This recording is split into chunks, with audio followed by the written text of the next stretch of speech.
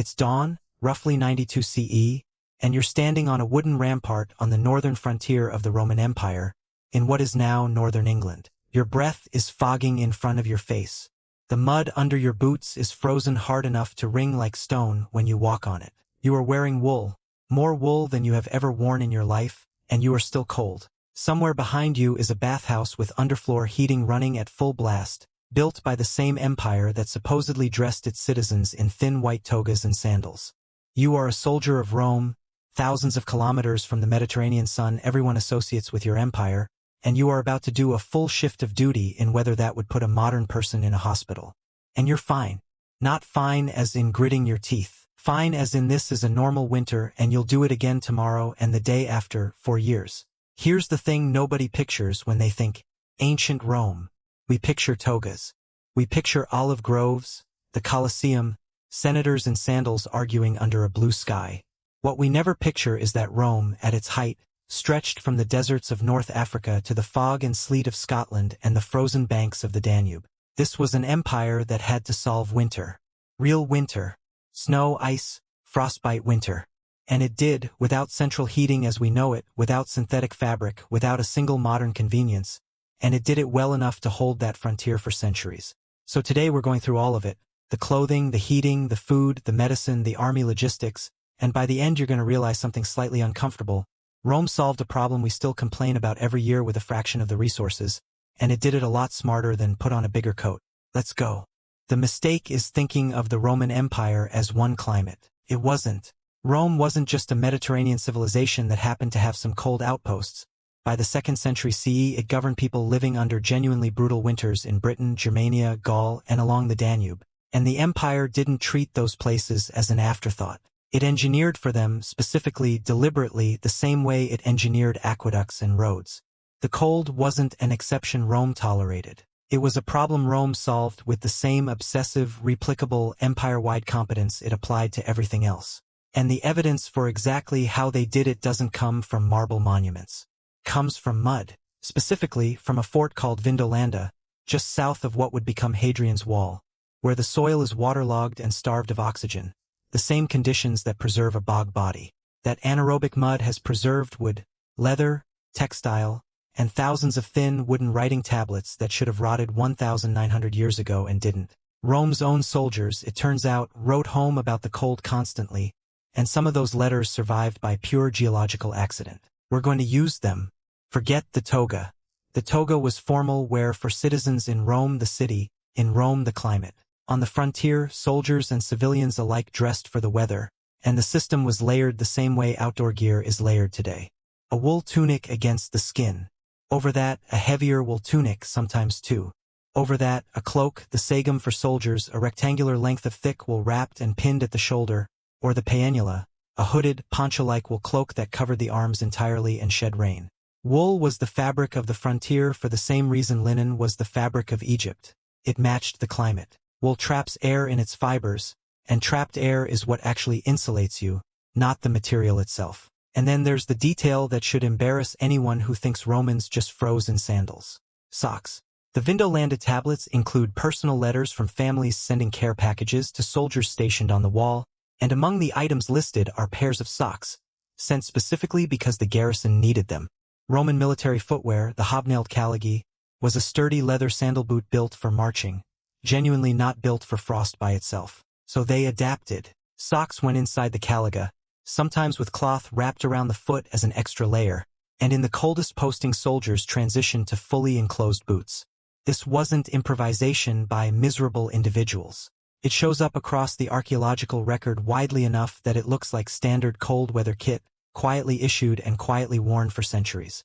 Here's where Rome gets genuinely clever, the same way Egypt got clever with mud brick. The hypocaust. Roman builders raised the floor of a building on small brick or stone pillars, creating a hollow space underneath, and connected that space to a furnace, the prefurnium, usually tended by a slave or servant feeding it wood or charcoal.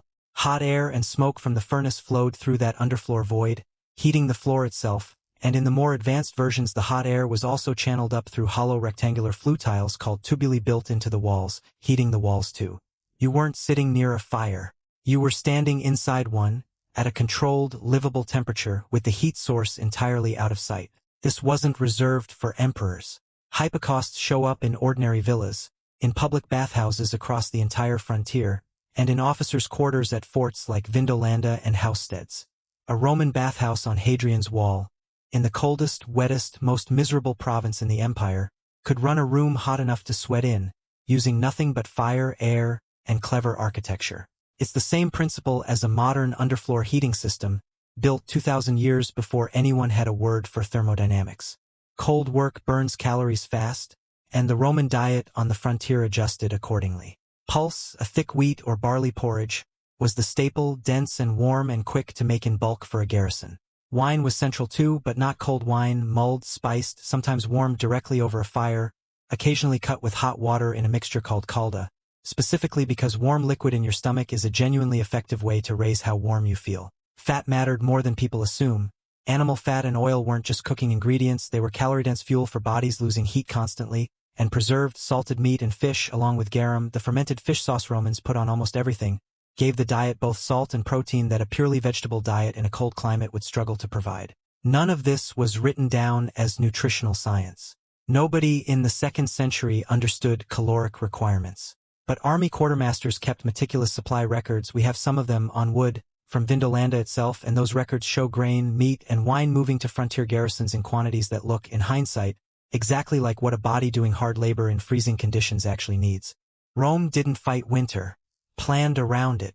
Roman military campaigns had a season, and that season ended when the weather turned. Legions moved into hiberna, winter quarters, semi-permanent forts where the army effectively paused large-scale operations, repaired equipment, trained, and waited for the campaign season to reopen in spring.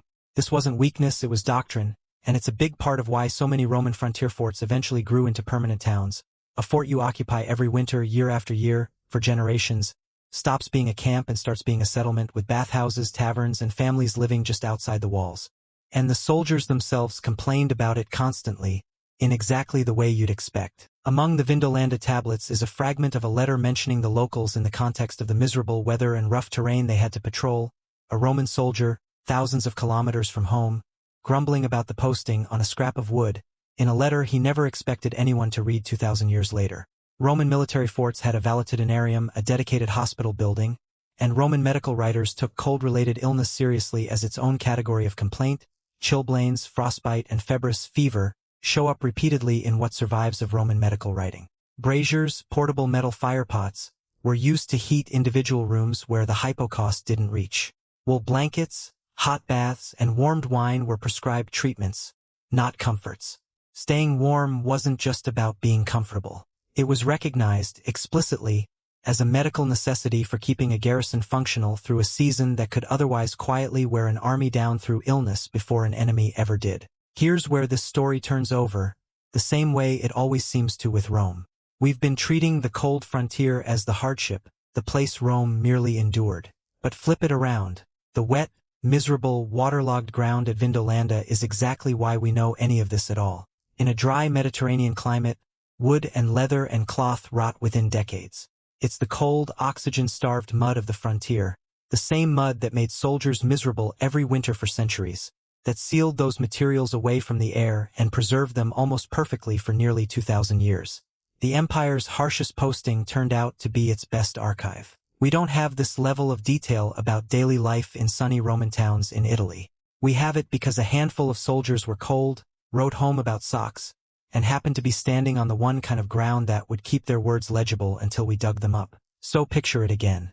A soldier on that wall at dawn, wrapped in wool his mother sent from home, standing over a floor that's quietly warm from a fire he'll never see, waiting out a 10-year posting one frozen winter at a time. Same cold, same body, same shivering, and a solution built from wool, fire, and paperwork that somehow outlasted the empire itself. So, question for you. 8 months of a British winter, hobnailed boots, and a letter from home telling you socks are on the way. Could you have made it as a Roman soldier on the wall? Let me know in the comments. Don't forget to subscribe, and I'll see you in the next one.